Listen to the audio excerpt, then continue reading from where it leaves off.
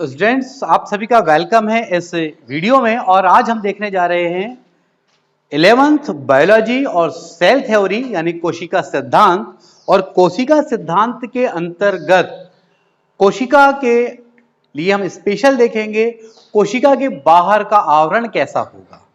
लेकिन जब कोशिका के बाहर के आवरण की बात आती है तो सबसे पहले हम ये देखें कि हम किन कोशिकाओं की बात कर रहे हैं। हम जंतु कोशिकाओं की बात कर रहे हैं या फिर हम पादप कोशिकाओं की बात कर रहे हैं। तो आज हमारा जो टारगेट है वो है पादप कोशिका। पादप कोशिका का मतलब आप जानते हैं, हम पढ़ने जा रहे हैं प्लांट सेल के बारे में। और पादप कोशिकाओं में यदि हम बात करें तो आप जानते हैं कि जैसे ये मान के चलें एक सेल है, सेल में बीच में तो न्यूक्लियस होगा, ये चारों ओर यहां कोशिका द्रव होगा और बाहर के तरफ एक झिल्ली होगी जो कहलाएगी क्या?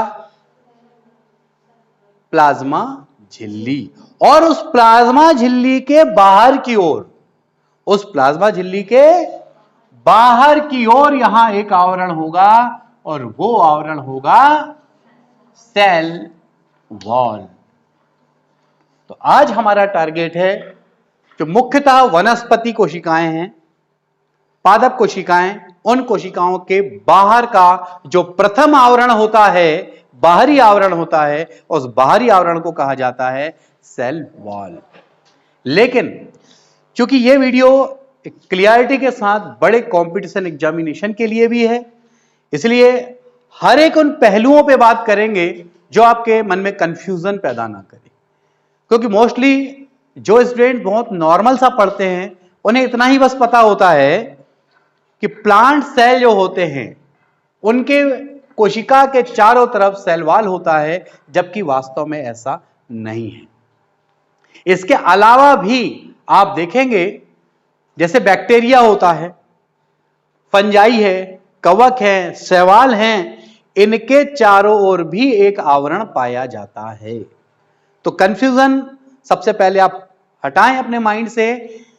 आप केवल यह नहीं पता रखेंगे कि प्लांट सेल में ही सेल वॉल होता है, सबसे पहले तो कंफ्यूजन हटा दिया आप।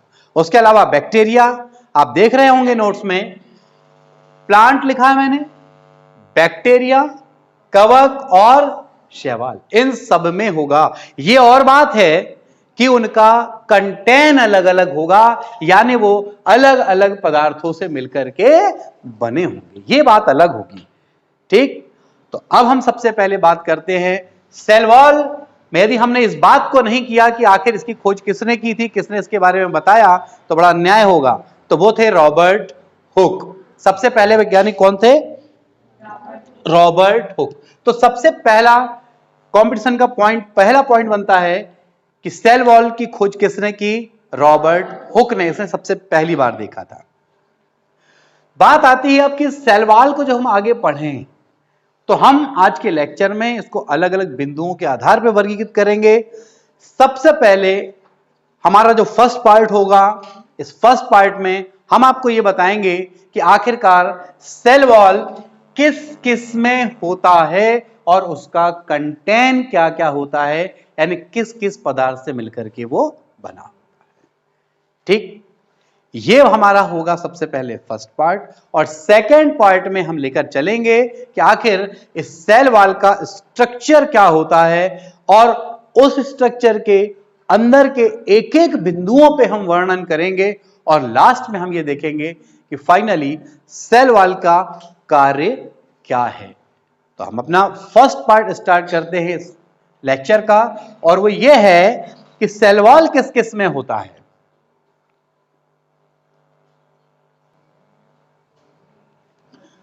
तो फर्स्ट पार्ट में हम देखें, पहली बात तो सेल वॉल में क्या क्या होता है, चाहे वो किसी का भी हो, हम उससे मतलब नहीं है। पहले कौन कौन है, उसके शॉर्ट फॉर्म क्या है, तो बात समझना। एक तो सी का मतलब यहां पे है सेल्यूलोज। सी का मतलब क्या है?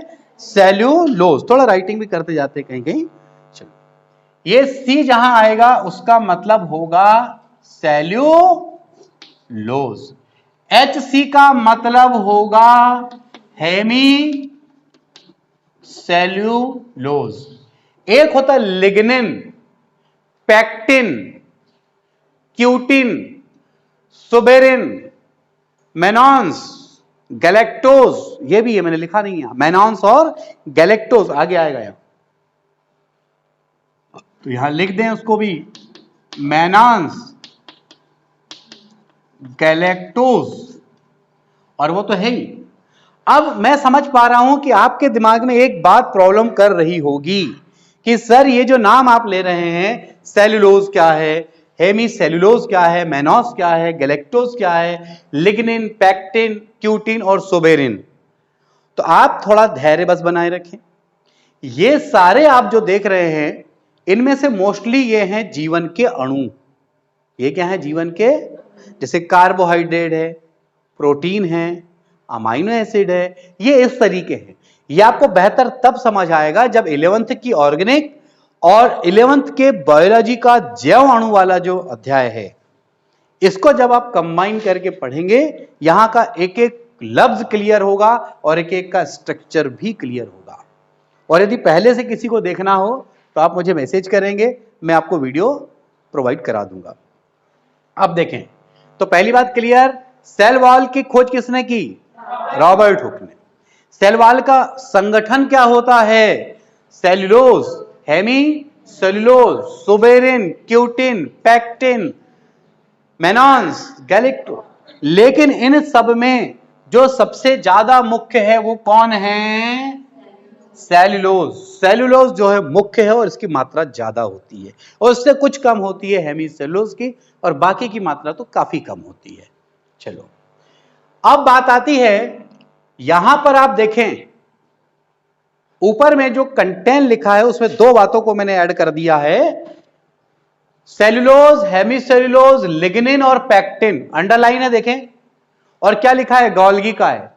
मतलब इनका जो संश्लेषण है, इनका जो निर्माण है, वो कहां पे होता है? गोल्गी का है, जो कि एक कोशिकांग है।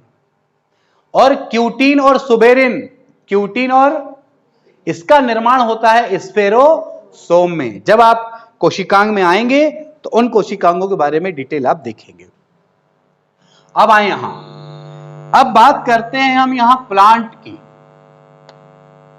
प्लांट में जो सेल वॉल होता है उसमें क्या क्या होता है, कंटेंट क्या है? तो इसमें क्या होगा देखें, सी का मतलब समझे आप, सेल्यूलोज, एच सी का मतलब हेमी सेल्यूलोज, पैक्टिन और प्रोटीन। पैक्टिन और कितने कंटेंट है इसमें? 4। कौन? सेल्यूलोज, हेमीसेल्यूलोज, पैक्टिन और प्रोटीन, ये कंटेंट। अब बात आती है बैक्टीरिया जो होते हैं, बैक्टीरिया। इस बैक्टीरिया में पीजी का मतलब है पेप्टाइडोग्लाइकॉन। पीजी का मतलब क्या है यहां? इस पीजी का मतलब है पेप्टाइडोग्लाइकॉन, और कोष्टक में यह लिखा है, इसका यह मतलब है कि पेप्टाइडोग्लाइकॉन क्या है? ये दो चीजों का कॉम्बिनेशन है। किस किस का कॉम्बिनेशन है? पीएस और ए। अब बोलेंगे सर पीएस क्या है? ये पीएस है पॉलीसैकेराइड। पीएस क्या है? पॉलीसैकेराइड। और ए का मतलब होता है अमीनो अम्ल। आपको इसके फर्स्ट पार्ट में काफी ध्यान रखना पड़ेगा। तो क्लियर है, जो बैक्टीरिया है उसमें जो सेल वॉल वो काहे का बना है? पीजी मतलब पेप्टाइडोग्लाइकॉन। जो कितनी कॉम्बिनेशन है दो चीजों का? कौन कौन? पॉलीसैकेराइड और, ध्यान रखना इतनी गहराई से क्वेश्चन पूछे जाएंगे। इसके बाद बात आती है कवक की। कवक में यानी कि जो फंजाई होते हैं, फंजाई, इसमें काइटिन और पीएस की बनी है। किस किस की बनी है? काइटिन और पीएस का मतलब है पॉलीसैकेराइड। पीएस का मतलब क्या है? पॉलीसैकेराइड। शैवाल में किसका बना है? सी का मतलब सेल्यूलोज, मेनॉस, गैलेक्टोज, खनिज और कैल्शियम। तो अब पता रखना है कि कैल्शियम कार्बोनेट किसकी भित्ति में होता है। तो क्या प्लांट में था, क्या बैक्टीरिया कवक में था, वो किसमें था? तो बड़े कंपटीशन एग्जामिनेशन में पूछ लिया जाता है कि शैवाल में सेलुलोज के अतिरिक्त कौन सा खनिज लवण होता है। और 4 ऑप्शन जब आप देंगे, आप देख पा रहे हैं खनिज लवण इन पूरों में से केवल किसके पास है? शैवाल के पास। ठीक, तो बहुत बारीकियों के साथ पढ़ना, ऐसे क्वेश्चन इंटरनल पॉइंट निकल के आएंगे ये। तो अब सबसे पहले आपको ये कंफर्म हुआ कि इस लेक्चर का जो फर्स्ट पार्ट है उसमें ये बताया गया है कि केवल प्लांट सेल में ही भित्ति नहीं होती है, बल्कि प्लांट सेल के अलावा बैक्टीरिया, कवक और शैवाल में भी भित्ति होती है। लेकिन इनका कंटेंट अलग अलग होता है, मतलब अवयव, इसके घटक अलग अलग होते हैं। जिसमें से प्लांट में आपने देखा सेल्यूलोज, हेमीसेल्यूलोज, पैक्टिन, और जबकि बैक्टीरिया में पेप्टाइडोग्लाइकॉन जो कि पॉलीसेकेराइड और अमीनो एसिड का मिश्रण है। कवक में काइटिन और पॉलीसेकेराइड। शैवाल में सेल्यूलोज, मैनाज, गैलेक्टोज, खनिज लवण, कैल्शियम। हम कुछ बिंदुओं को यहां पे पॉइंट आउट करते हैं जो हमें धोखा देंगे। वो कौन से हैं देखें हम। देखिए, सबसे पहले एक बात ध्यान रखना, ये बैक्टीरिया को मैं थोड़ा स्टार लगाना चाहूंगा, 2 चार्ट हो। स्टार लगाने का एक मकसद है मेरा, वो ये है कि बैक्टीरिया जो है, बैक्टीरिया, इस बैक्टीरिया जैसे ही शब्द सुने तो हमें ऐसा नहीं लगता कि जंतुसाइड है ये। बैक्टीरिया शब्द सुनो तो जंतुसाइड है, लेकिन जब हम क्लासिफिकेशन पढ़ेंगे तो प्रारंभिक दौर में बैक्टीरिया को शामिल किया गया है पादप में। बैक्टीरिया को शामिल किया गया है, क्यों? ऐसा क्वेश्चन मैंने यहां लिखा भी है, बैक्टीरिया पादप में क्यों? इसकी एक वजह है, क्योंकि इसके चारों ओर क्या है? सेल वॉल है। क्या है? और सेल वॉल है, मतलब उसको जंतु में तो मान नहीं सकते, क्योंकि जंतु और पादप कोशिका में सबसे बड़ा अंतर तो वही है ना कि एनिमल सेल जो है उसके चारों ओर सेल वॉल नहीं होता है। बैक्टीरिया एनिमल से संबंध रखता है, लेकिन इसको प्लांट में क्यों माना गया? क्योंकि ये सेल वॉल रखता है। पर सेल वॉल बना काहे का है? पेप्टाइडोग्लाइकॉन। तो ये क्वेश्चन आप देखेंगे, थर्ड पॉइंट, बैक्टीरिया पादप में शामिल है, क्यों? क्योंकि इसके पास क्या है? सेल वॉल प्रेजेंट है।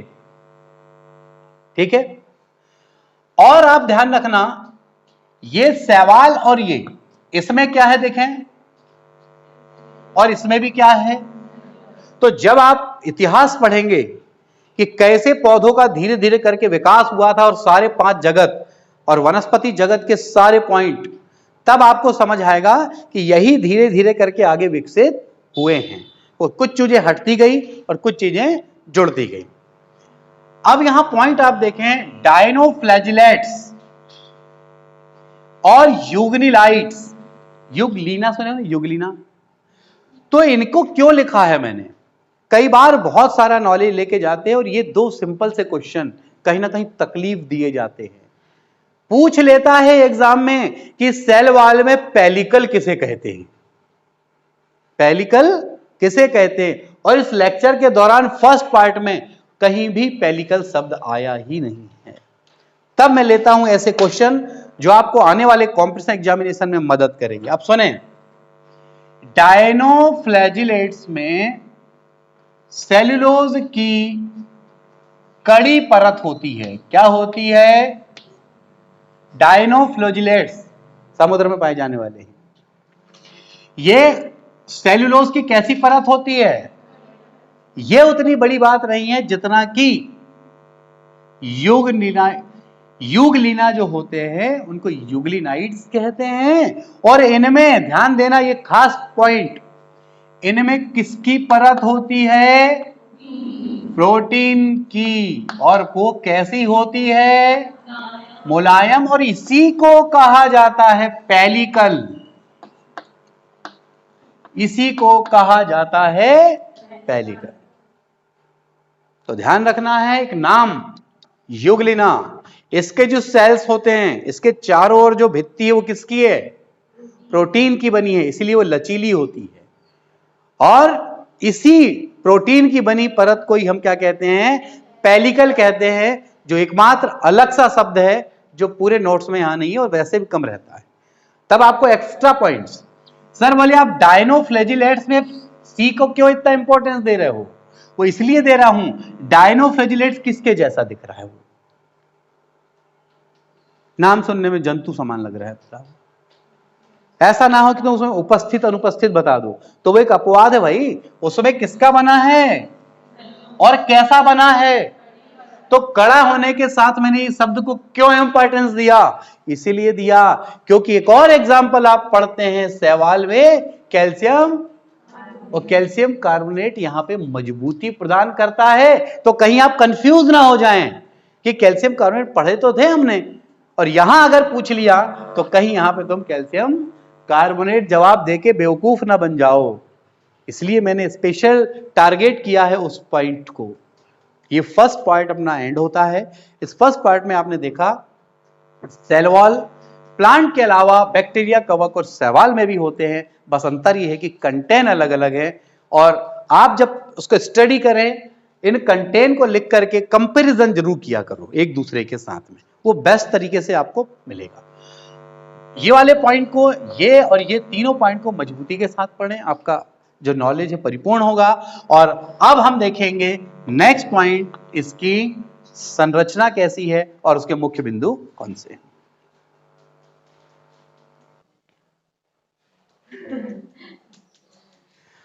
अब हम ये देखते हैं कि आखिरकार सेल वॉल का स्ट्रक्चर क्या होगा, और उस स्ट्रक्चर के मुख्य भागों को बताने के पहले मैं स्ट्रक्चर बनाता हूं, और सीखना भी है कि उस स्ट्रक्चर को कैसे बनाना है। ठीक है, अब देखें, सबसे पहले क्या करना, यहां पर दो समांतर रेखाएं खींच लें पहले हम। ये दो समांतर रेखा और दो समांतर रेखा, इसके बाद ये कुछ इस तरह से रचना बना लें आप। बेंजीन देखें आपने केमिस्ट्री में, बस उसके जैसी रचना बन गई। इसको थोड़ा डार्क कर दे आप, पहले इसको डार्क कर। रंगोली बनाते हो तुम लोग, बेहतर बनाओगे मेरे को पता है।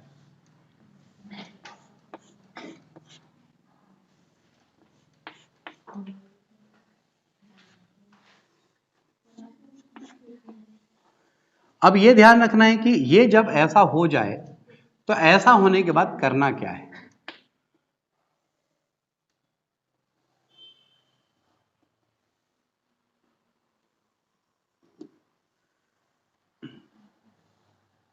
देखिए, ये इस तरह स्ट्रक्चर बनाने के बाद सबसे पहले, अब ये बाहर एक आउटर मैंने बनाया, अब इसके अंदर आप कलर चेंज कर दें या कुछ ऐसा तरीका बना लें जिससे कि लेयर आपकी अलग से अलग दिखनी चाहिए। ठीक है, तो हम एक काम करते हैं, यहां पर ध्यान रखना, इसको आउट लेयर बनाने के लिए मैंने कलर चेंज कर दिया,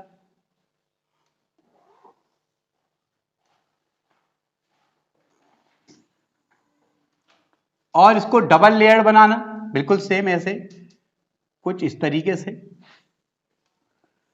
double layered structure.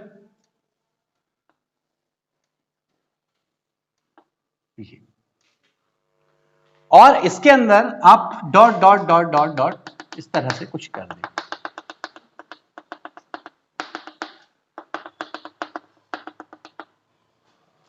Second layer हुई, इसके अंदर एक और भाग बनाना है आपको, और वो लेयर लेते चलते हम सिंगल लेयर।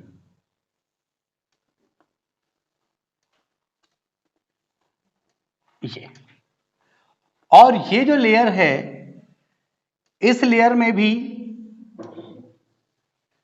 ये थोड़ी पतली होगी, बाकी की तुलना में पतली होगी ये लेयर।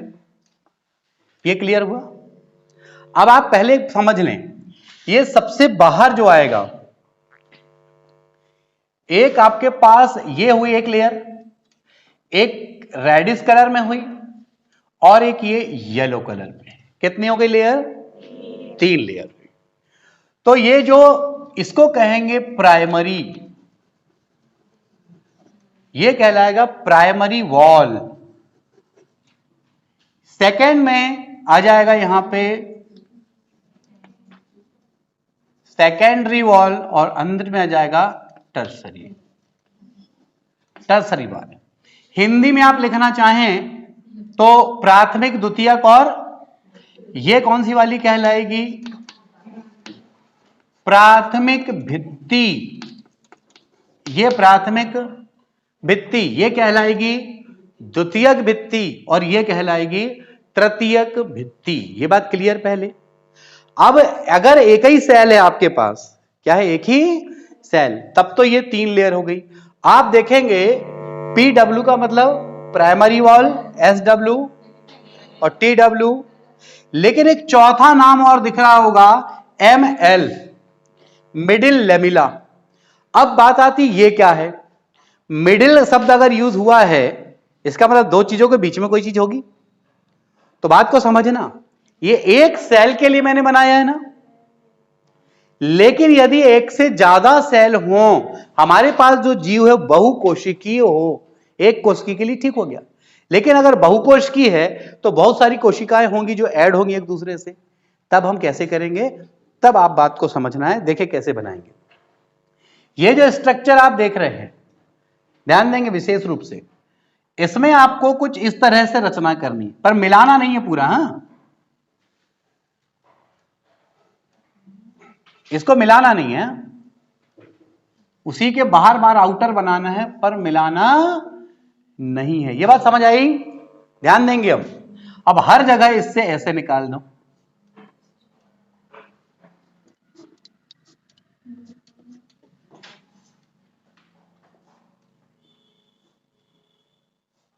कोई दिक्कत? अब मेरी बात को समझना, ये जो नीचे पार्ट दिख रहा है, जैसा ऊपर बनाए हो ना आपने, वैसा ही नीचे बना लो, सेम। यानी कैसे? कुछ इस तरह से। फिर से एक सेल बना लो इस तरह से, ये चौड़ा करते हुए। इसमें कुछ नया नहीं है, जैसा हमने बताया था वैसा ही है।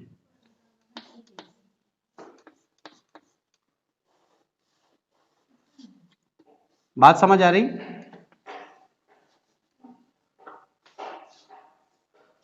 अब यहां पे बिल्कुल सेम, जैसे कि हमने यहां पे व्हाइटिश कलर से हमने जो दिया था प्राइमरी वॉल, उसके बाद रेड, आप फिर सेम चालू कर दें। थोड़ा सा हम गति तेज कर देते हैं, बाकी आप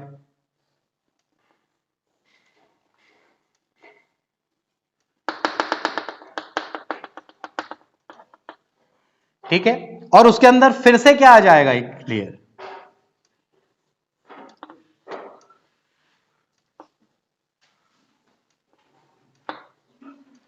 ठीक है, तो ये फिर से क्या हो गई बताओ? ये वाली, ये प्राइमरी वॉल, ये सेकेंडरी वॉल, और ये येलो वाला जो है वो टर्सरी वॉल हुआ।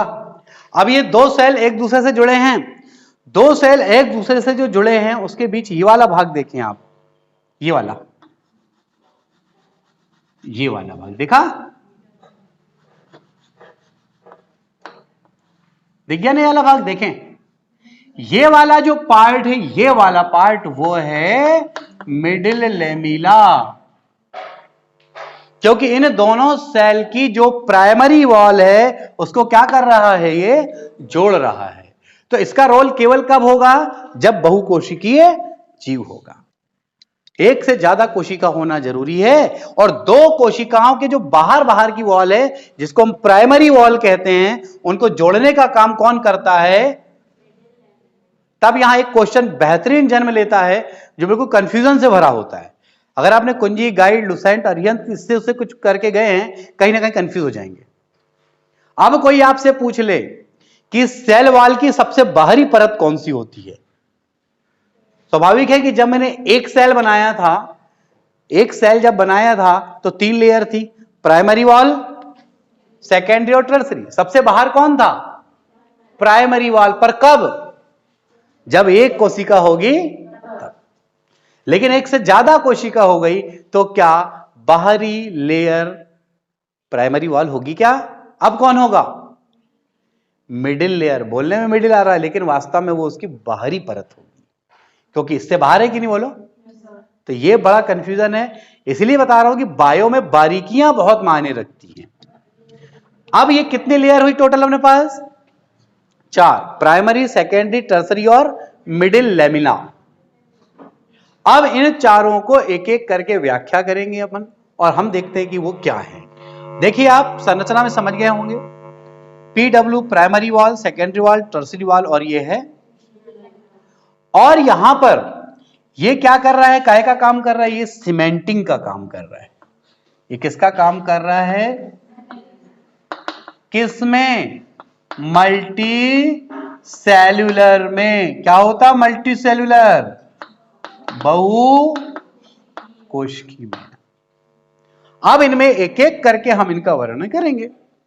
हम सबसे पहले वर्णन कर लेते हैं किसका? एमएल का। एमएल का पूरा नाम क्या है? Middle lamella. नाम क्या है उसका? मिडिल लेमिला, मध्य स्तर। ये किसके बीच होता है? दो प्राइमरी वॉल के बीच में। रटने की जरूरत ही नहीं है, डायग्राम से समझो। ये किससे बना है? कैल्शियम और मैग्नीशियम का क्या है वहां पे? पैक्टेट। मतलब किस पदार्थ से बना है ये? यहां जो सीमेंट का काम करेगा कौन करेगा? कैल्शियम और मैग्नीशियम का पैक्टेट करेगा। ये बात क्लियर? पदार्थ है, सल्फेट होते हैं ना, सल्फेट फास्फेट होता है ना, ऐसे पैक्टेट होता है। ये सुरक्षात्मक आवरण है। ये क्या है? सुरक्षात्मक। और इसमें सेल्यूलोज के जो तंतु होते हैं, माइक्रोफाइब्रिल और मैक्रोफाइब्रिल, यहां पर जो तंतु होंगे वो तंतु किसका निर्माण करेंगे? कंकाल का। जैसे हमारी बॉडी है ना, तो हड्डियों का एक कंकाल है कि नहीं, अस्थियों का, उस कंकाल के ऊपर मांस और चमड़ी है। ऐसे ही यहां पे कंकाल का निर्माण कौन करेंगे? सेल्यूलोज के तंतु, और तंतु प्रोटीन होते हैं माइक्रोफाइब्रिल और मैक्रोफाइब्रिल। ठीक।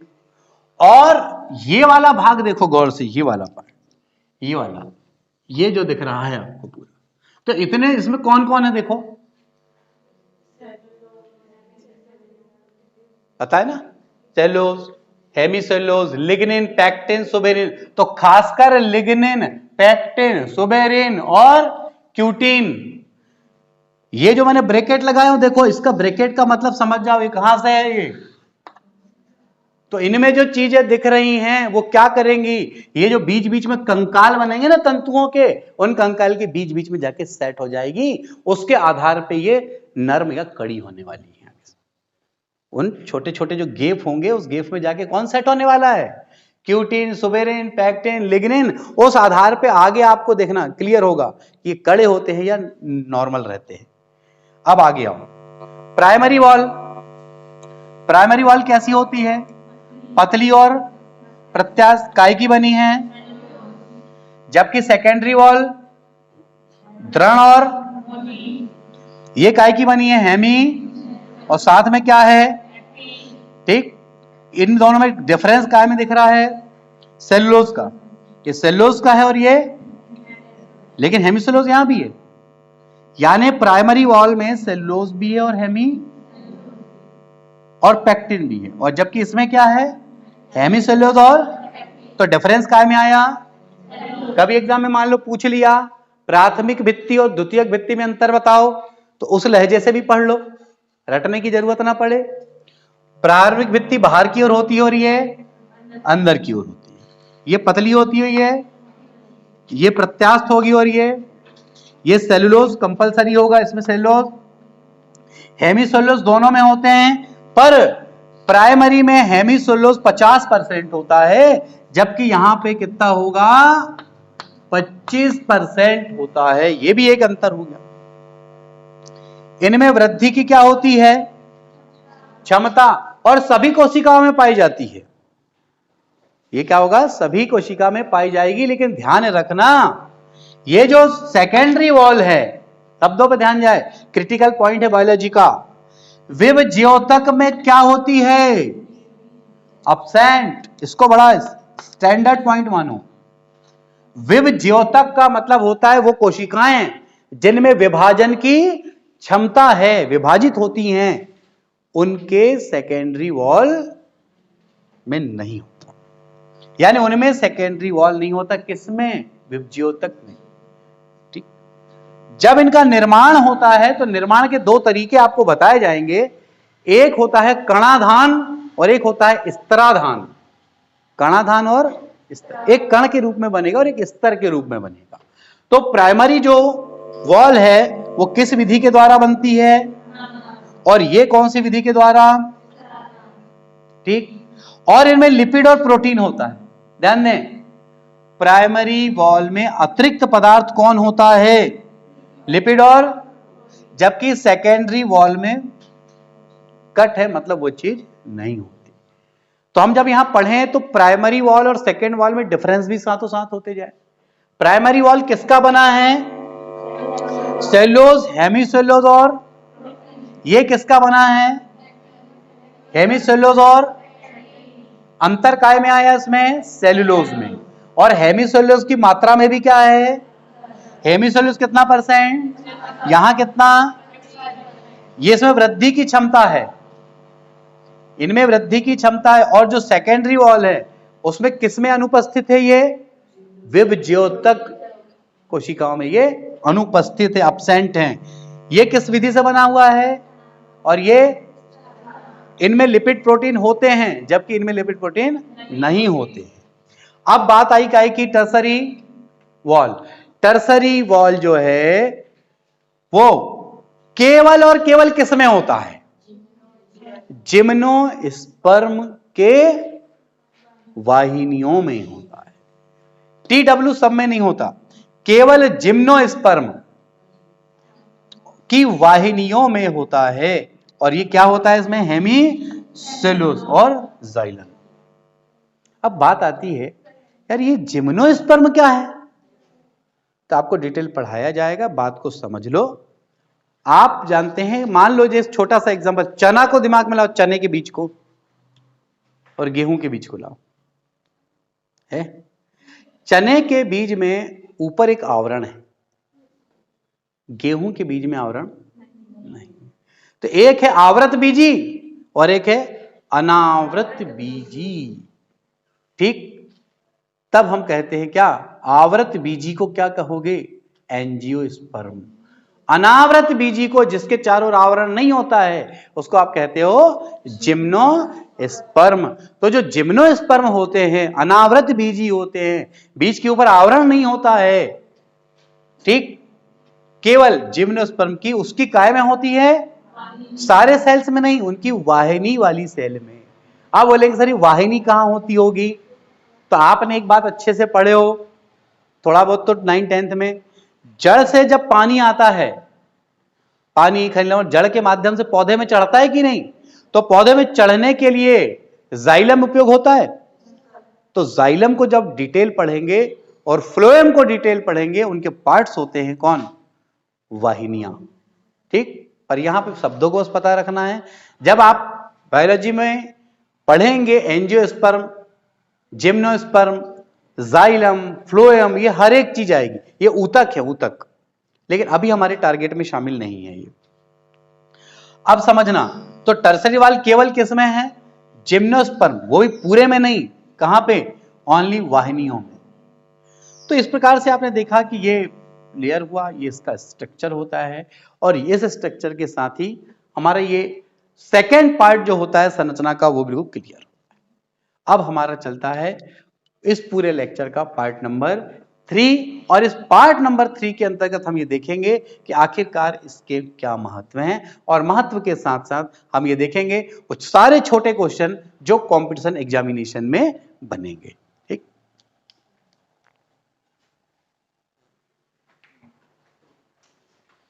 यहां पर सेल वॉल की यदि हम बात करते हैं तो सेल वॉल में जो सबसे बड़ा महत्व है वो एक सुरक्षात्मक आवरण होता है। और हमको यहां समझना है सारे छोटे बड़े क्वेश्चन, जिसमें से छोटे क्वेश्चन की यदि हम बात करते हैं तो सबसे पहला क्वेश्चन है, सेल वॉल की खोज किसने की? रॉबर्ट हुक ने की थी। सेल वॉल में कितने परत होती हैं?